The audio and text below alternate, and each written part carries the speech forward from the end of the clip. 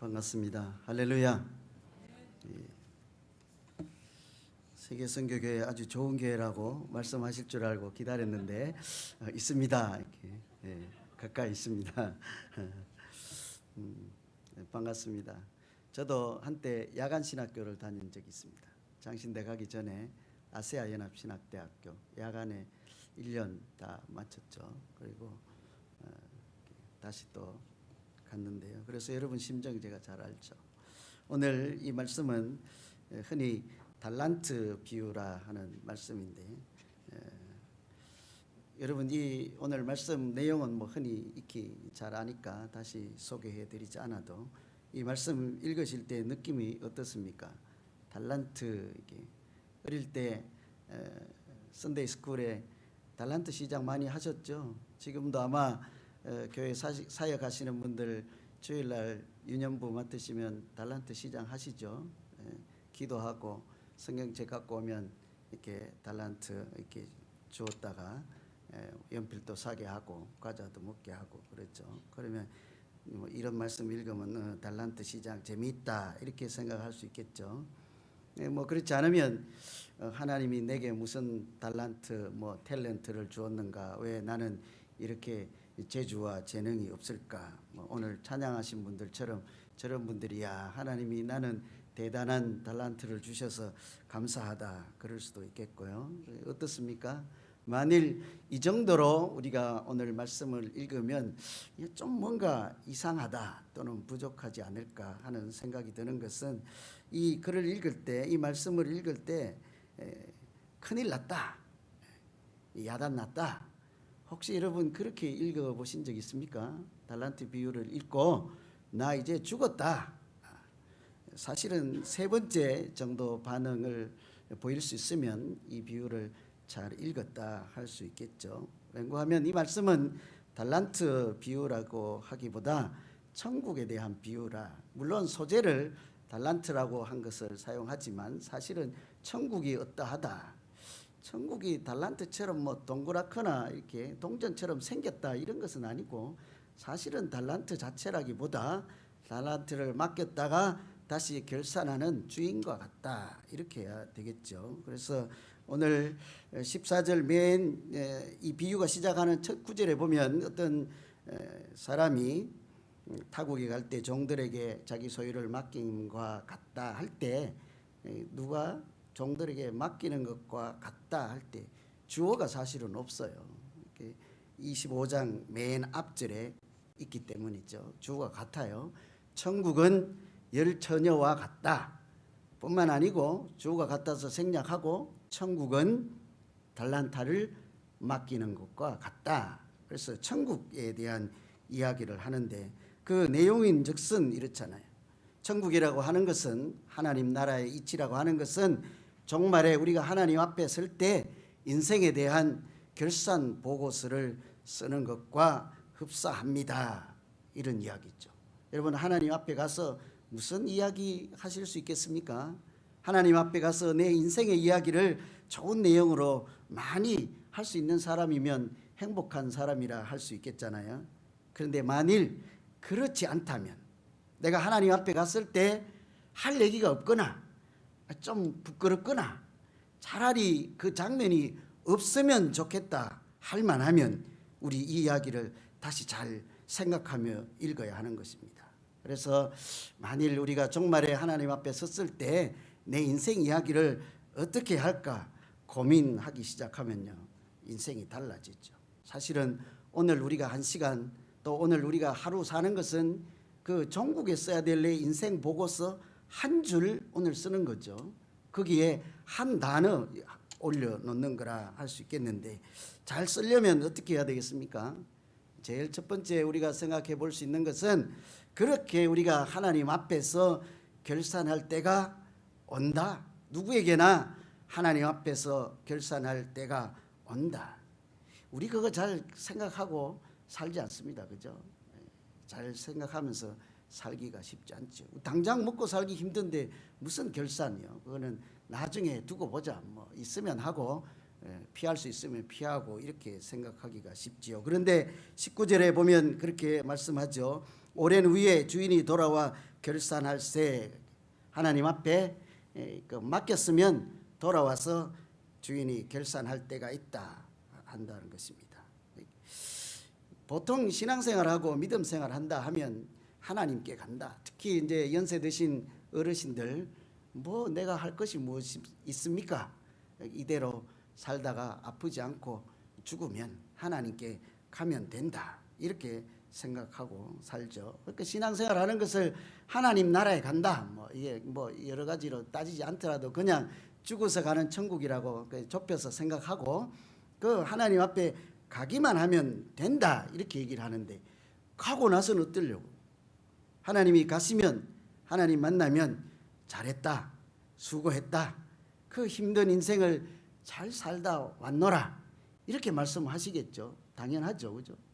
그런데요, 그것은 두 번째 나누는 대화인 것입니다. 그런 말씀하시기 전에 하나님 먼저 이렇게 말씀하시죠. 얘야, 앉아봐라. 결산하자. 내가 너를 지구에 보냈는데 그 가서 살았던 이야기 한 토막을 한번 들어보자. 이게 계산하자. 이게 결산할세 이 이야기거든요. 그렇게 하나님께서 우리에게 결산하자 할 때가 있고 그렇게 물으시면 뭐라고 하시겠습니까?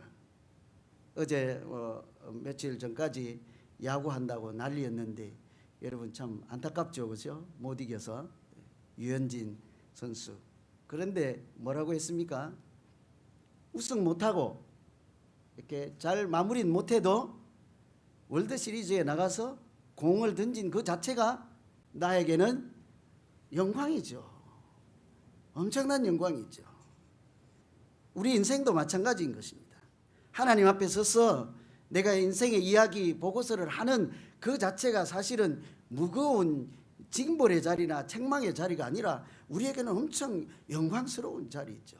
하나님 앞에 서서 그 우주 만물의 창조자 되신 하나님이 아주 보잘것없는 나의 이야기를 들어보시겠다고 하는데 얼마나 좋은 자리겠어요. 그죠? 그 자리 나가는 자체가 대단한 영광이죠. 저는 이 이야기를 읽을 때마다 생각나는 선수가 또 한 명 있습니다. 여러분 올림픽에 나가서 금메달 따려고 국가대표가 잘 안 되니까 국적을 바꾸어서 러시아에 귀화했던 사람 있잖아요. 안현수라고 이름이 뭐예요? 빅토르 안이라고 이름까지 바꾸어서 했는데 어느 날 보니까 올림픽에 못 나간다 그러잖아요. 그 금메달 자체가 목적이 아니라 그 내가 갈고 닦은 실력을 같이 견주어 보고 내놓는 자리에 나가는 그 자체가 이 사람은 굉장한 의미가 있는 것이요. 그 자리에 나가는 것 자체를 위해서 피땀 흘려서 수고하고 애를 쓰는 거죠. 우리가 하나님 앞에 서는 것이 그런 것입니다. 나갈 때 그것은 자꾸 징벌이나 혼나는 자리가 아니라 우리가 영광의 자리라 생각하면 오늘 내가 그때 하나님 앞에 한 말씀 드릴 한 줄 한 토막을 쓰고 있는 것이 우리 인생이라 할 수 있겠죠. 그래서 첫 번째는 우리가 이 믿음으로 살아가는 여정에서 늘 기억해야 됩니다. 내가 하나님께 쓸 보고서를 지금 준비하고 그 재료를 논문 쓸 때 자료 탔듯이 지금 하나씩 채우고 있는 중이다. 잘 쓰려면 어떻게 해야 되겠습니까? 이미 기억해야 될 한두 가지 말씀드리면 하나님께서 내가 보고서를 잘 쓸만한 많은 것을 주셨다. 여러분 하나님께서 여러분께 많은 거 주셨습니까? 안 주셔갖고 뭐 밤에 와서 공부한다, 낮에 일해야 된다, 혹시 그런 분 계세요? 우리 인생에 하나님은 과분하게 많이 주셨습니다. 저도 참 하나님께서 많이 주셨습니다. 통장에는 잔고는 제로여도 생각할수록 너무 많은 것을 주신 것이 우리 인생이죠. 왠고하면 오늘 말씀에 보면요, 소유를 맡기는데 1달란트, 2달란트, 5달란트를 맡기는데 숫자로 하면 1, 2, 5잖아요. 이 뭐 별거 아니지 않습니까? 한 개. 그런데 이 한 개는 단순한 한 개가 아니고 재능이나 재주가 아니라 돈인 거예요. 돈 뭐 지폐 하나 준 정도가 아니고 데나리온. 그러니까 한 사람이 하루 품삯을 데나리온이라고 할 때 6천 데나리온이니까요. 계산해 보시면 한 20년간 한 사람이 받을 수 있는 월급에 해당되는 돈이거든요. 그러면 제일 적게 받은 사람이 그렇다는 거예요. 이 중에 눈여겨볼 것은 한 사람도 그 네가 알아서 사업비 뭐 이렇게 재료비 네가 알아서 인생의 재원을 마련해서 잘 살다 오거라 한 사람은 없고 하나님이 다 하나씩은 다 주셨단 말이에요. 최소한 한 달란트라고. 2달란트는 얼마겠어요? 그러면 40년이겠죠. 제일 많이 받은 사람은 100년치의 월급을 주고 인생을 살아라 이렇게 했다고요. 여러분 한번 생각해 보십시오. 아무리 야구를 잘하거나 축구를 잘하거나 아주 기술이 뛰어난다 해도 어떤 회사가 평생의 월급을 내가 미리 다 줄게 우리 회사에 와서 마음 놓고 제주를 한번 부려보십시오. 이런 회사 있습니까? 고작 해야 4년 뭐 고작 해야 5년 계약하지 않아요? 그죠? 유현진도 이제 FA 되고 나면 모르죠 어떻게 될지. 아무리 잘해도 평생 계약하진 않는다고요. 그런데 하나님은 우리에게 뭐라고 하십니까?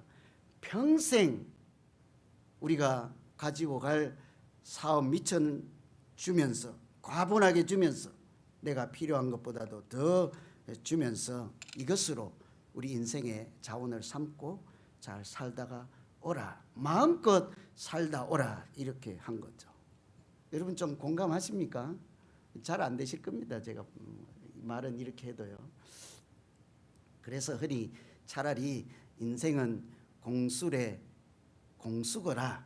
그렇게 하면 얼른 아멘 할 수 있겠죠. 그죠? 빈손으로 왔다. 빈손으로 간다. 어떠세요 여러분? 우리 인생은 빈손으로 왔다. 빈손으로 가는 거 맞습니까?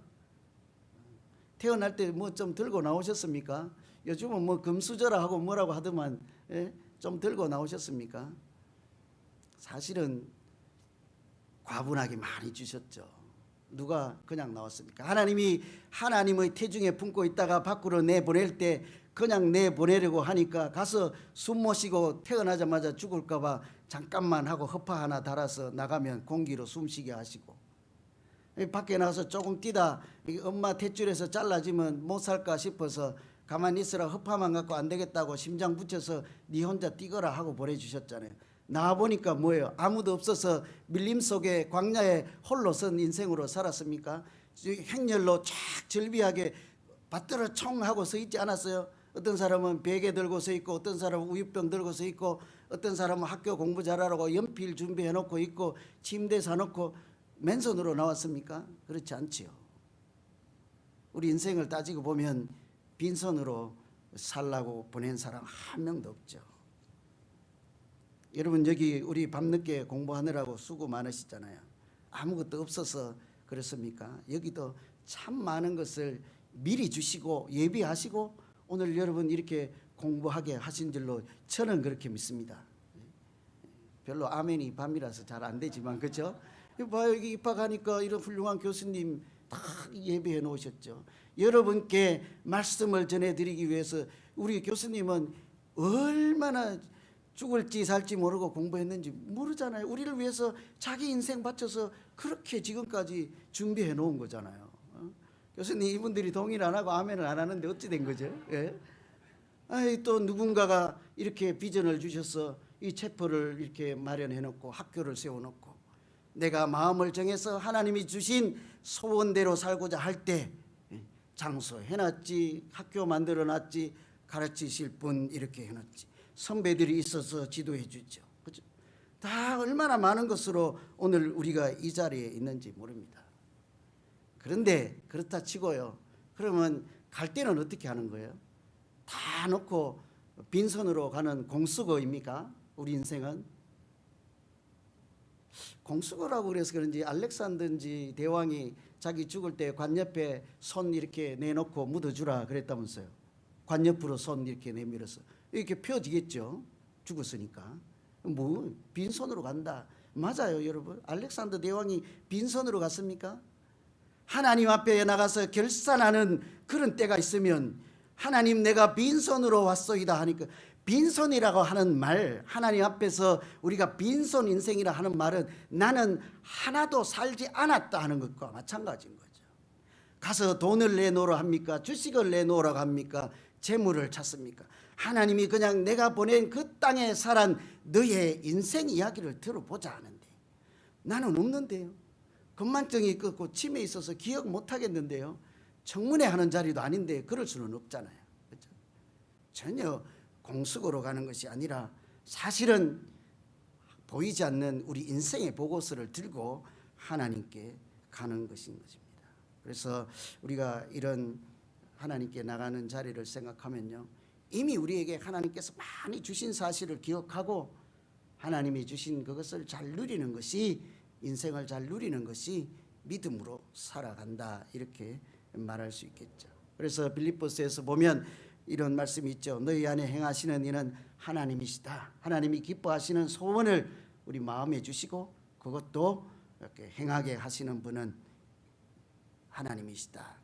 그런 하나님의 사람으로 결산 보고를 할 그런 준비를 하는 마음도 우리에게 주시고, 그렇게 가능하도록 우리에게 능력까지 주신다. 풀었으면 이제 그런 말씀이 되잖아요. 그것이 우리 믿음으로 사는 인생이죠. 오늘 이렇게 책망받는 사람이 한 명 있습니다. 이제 한 달란트 받은 사람이 책망을 받는데, 그것을 참고해서 보면 우리 인생 보고서를 잘 쓰려면요, 하나님의 의도를 좀 생각하면서 살아야 합니다. 그죠? 여기 공부하시는 내내 동안 여기도 뭐 한 3년 과정이 될 텐데, 이렇게 낮에 일하시고 또 밤에 공부하는 동안 내가 왜 이러고 있지? 하나님이 도대체 왜 나에게 이렇게 공부하라고 하시나? 그 하나님이 보내주신 의도를 잘 파악하고 살아야 이렇게 한 달란트 받은 종처럼 되지 않는 거죠. 이 사람이 문제가 무엇입니까? 다른 사람은 다 괜찮았는데 이 사람은 주인을 오해한 것이 문제 아니었어요. 그죠? 이 사람은 심지도 않은 데서 그두는 구두쇠 같은 사람이다 하고, 실제로는 그렇지 않으나 내가 저 사람 주인을, 나에게 맡겨준 사람을 규정을 그렇게 한 것이잖아요. 잘못 알아먹은 거죠. 그래서 헛지 않은 데서 모으고 심지 않은 데서 거둔다. 나는 당신은 구두쇠인 줄 알고 그렇게 했다. 결론은 하나님의 의도를, 맡겨주신 사람의 의도를 전혀 고려하지 않고 살아서 문제가 된 것이죠. 그래서 우리 인생을 잘 살려면, 인생 보고서를 쓰는 사람으로 살려면 항상 우리를 보내주신 의도를 좀 생각해 봐야 되는데요. 그래서 그는 이런 생각을 해봅니다. 만일요, 한 달란트 받은 사람이 자기가 사업을 하다가 실수를 하거나 사기를 당해서 빚을 졌다. 이것을 묻었다가 한 게 그대로 돌려주었는데 그것도 못하고 다 마이너스가 되었다. 하나님 뭐라고 하실까요? 야, 이거 손해보라고 믿지라고 본전은 내놓아야 될 거 아니냐, 이렇게 말씀하실까요? 저는 하나님이 보내주신 의도대로 잘 살았으면, 그것이 혹시 낭패를 보거나 맡은 것보다도 손해를 보았을지라도 열심히 살았구나, 그렇게 하지 않을까. 만일 그렇게 하나님 의도를 생각하면서 살았으면 그렇게 칭찬하지 않을까 하는 생각을 합니다. 왜냐하면 하나님은 보내주신 사람, 사는 자기 자녀들을 절대로 상대평가를 하지 않기 때문에. 오늘 보면 2달란트 받았던 사람도 잘했다 그러고 5달란트 받았던 사람도 잘했다 하거든요. 왜 너는 쟤만큼 더 많이 못했니? 내가 작게 주었을지라도 더 많이 왜 부풀리지 않았니? 많이 남기지 못했냐? 이런 소리는 하진 않거든요. 너도 잘했다. 받은 만큼 하나님의 의도를 생각하고 살았으면 그것이 작은 인생이라 할지라도, 그냥 있는 대로 드리는 인생일지라도 하나님 너 잘했다. 너도 잘했다. 이렇게 다 잘했다 하거든요. 언제 그런 소리 듣습니까? 하나님이 맡겨주신 의도를 잘 파악하고 성실하게 하루하루 자기 인생의 보고서를 쓰는 사람을 하나님은 절대로 비교하지 않고 너는 1등, 너는 2등, 너는 3등 이렇게 하지 않고 너도 똑같이 잘했다. 너도 잘했다. 이렇게 말씀하시고 칭찬하셔서 하나님이 준비하신 즐거움 잔치에 참여하게 하시는 은혜의 하나님이 우리의 하나님이시죠. 그래서 여기 우리가 여기서 공부하는 동안도요, 1등, 2등, 물론 뭐 학생이니까 A, B가 중요하겠지만요, 너무 그렇게 하지 않으셔도 됩니다. 정말 하나님의 맡기신 인생을 나름대로 한 줄 한 줄 보고서를 쓰듯 성실하게 성신껏 믿음으로 살면 모두 다, 여기 학교에는 A, B로 나누겠지만요, 하나님은 다 A 학점 주시지 않겠습니까? 부족하다, 능력이 없다, 이렇게 바쁘다, 분주하다, 그렇게 할 것이 아닙니다. 따지고 보면 너무너무 많은 것을 주시고 얼마든지 은혜가 풍성한 인생을 사는 것이 믿음으로 사는 우리 삶이죠. 한 사람 소개하고 마치는데요. 만일 우리가 이런 사람이면 계속 살까 싶은 사람이 있습니다. 흑인이고 노예이고, 자기 어머니는 이렇게 어렸을 때 백인들에게 잡혀가서 2번 다시 소식이 없고, 아버지는 전쟁에 나가서 목숨을 잃었습니다. 사실 언제 태어났는지 이름이 뭔지도 몰라요. 그러면 우리가 만일 그런 인생이라면 계속 살고 싶은 생각 들겠습니까? 그만 살아야지 뭐 이런 생각하지 않겠어요. 그런데 이 사람은 열심히 살아서 그 어려운 때에, 옛날 얘기니까요, 대학까지, 농과대학까지 가서 공부 잘하고 그랬는데 가진 건 없잖아요. 사실 겨우 뭐 죽을 힘을 다해서 공부할 정도였으니까 은혜로 공부를 한 거죠. 가진 게 아무것도 없단 말이죠. 그런데 따지고 보니까 가진 게 없는 게 아니라 있어요. 사람들을 긍휼히 여기는 마음이, 그 마음이 늘 있었던 거예요. 그래서 그 당시에 이게 미국 남부 지역에 면화 재배를 많이 했잖아요. 당시에 그 주인들이, 노예들, 종들을 부리는데 계속 면화를 같은 땅에 재배하니까 토질이 떨어지니까 수확은 자꾸 낮아지잖아요. 그러니까 더 때리고 몰아붙이고 수확을 또 많이 하기 위해서 하는 모습을 보고 그 종들이 불쌍했던 거예요. 노예들이 긍휼히 여기는 마음에 어떻게 하면 저 문제를 내가 해결할 수 있을까 고민하던 차에, 같은 땅에 재배를 해도 어떤 식물은 땅에 질소 성분을 다 빼앗아 가지만 어떤 식물은 그 땅에 하면 오히려 토양이 비옥해지는 식물이 있다 발견하고요, 땅콩을 심게 하잖아요. 설득을 해서 심게 했는데 정말 잘 된 거예요. 이번에는 너무 잘 돼서 문제가 된 거예요. 너무 많이 나와서 팔리지가 않는 거예요. 수요 공급이 이제 안 되는 거예요. 공급이 너무 많아서 망하게 생겨서 사람들이, 봐라, 우리가 하던 대로 면화 재배만 했으면 먹고는 살 텐데 당신이 시키는 대로 땅콩 심어서 이제 우리는 죽게 생겼다. 이 사람이 이렇게 돌팔매를 맞게 되자요, 평소에 하던 대로 숲속에 들어가고 이렇게 기도하죠. 중얼중얼거리면서 기도하는데, 하나님, 도대체 왜 우주는 만드셨나요? 자기 인생이 괴롭다는 거죠. 왜 우주는 만들어서 이게 고통스럽게, 왜 지구는, 땅은 만들어서 이 힘들게 나를 괴롭히냐. 이러니까, 야 이놈아, 내가 우주를 만든 신비를 얘기하면 이 작은 네 머리로 이해는 하겠느냐. 그렇잖아요. 우리 우주의 신비를 뭐 설명해 주면 뭐 10분의 1이라도 알아듣겠습니까? 그죠? 그래서 그래도 물러서지 않고 한 번 더 따집니다. 하나님, 그러면 나 같은 인간을 왜 만들어서 오늘처럼 이렇게 공경에 처해서 어렵게 살게 하십니까? 그것도 네 머리는 안 된다. 사실은 사람도 다 이해하는 게 어렵잖아요. 그죠? 우리 가정에서 남편, 아내 이해하는 것도 평생 해도 안 되는데, 그죠? 어렵잖아요. 자식이고 어머니고 평생 같이 살아도 안 되잖아요. 그래서 낙심하고 있는데요, 가다 보니까 한참 있다가 들리는 소리가, 손이나 펴봐라. 손 뭐 있어요? 이 손 잡아봐야 뭐 있겠습니까? 이 손에. 그때 땅콩 하나가 쥐고 있었던 거예요. 땅콩 때문에 고민하던 사람이니까 땅콩 한 톨 짚고 있는데, 봐라, 하나님이 이것은 가능했구나. 그때부터 땅콩 연구하는데요, 여러분, 땅콩으로 무엇을 만들겠습니까? 뭐 도대체 몇 개나, 음식은 몇 가지나 그것으로 만들겠습니까? 해봐야 뭐 부셔서 가루 되든지 아니면 볶든지 생거로 먹든지 뭐 과자 말든지 뭐 한 10가지. 음식은 100개가 넘게 만들 수 있고요, 제품은 말할 수 없는 제품들을 만들 수 있습니다. 거기 보면 뭐 구두약부터 생각해서 절연판, 뭐 말할 수 없는 거, 땔감, 적착제, 물감, 잉크, 화장품, 수도 없는 것들을 이 사람이 그 연구해서 만들어내거든요. 가진 것이 하나도 없다고 할 만한 인생이잖아요. 안 살고 싶은 인생이잖아요. 그런데 사실 보니까 너무 많은 거예요. 하나님이 자기에게 땅콩 가지고 수많은 하나님의 신비, 숨겨놓은 것들을 발견할 수 있는 지혜 주셨잖아요. 기도할 수 있는 마음 주셨잖아요. 사람들을 긍휼히 여기는 마음 주셨잖아요. 하나님이 자기에게 주신 것들이 너무너무 많았던 거예요. 다만 내가 하나님의 의도대로 살고자 하는 그 마음을 자기가 회복하고 자기 인생을 중단하지 않았더니 사람들로부터 칭찬받고 하나님께도 쓰임받는 사람, 그 사람이 되었잖아요. 나중에 이 사람 하나님 앞에 가면 뭐라고 얘기할까요? 뭐라고 자기 인생을 보고 할까요? 너무너무 괴로웠습니다.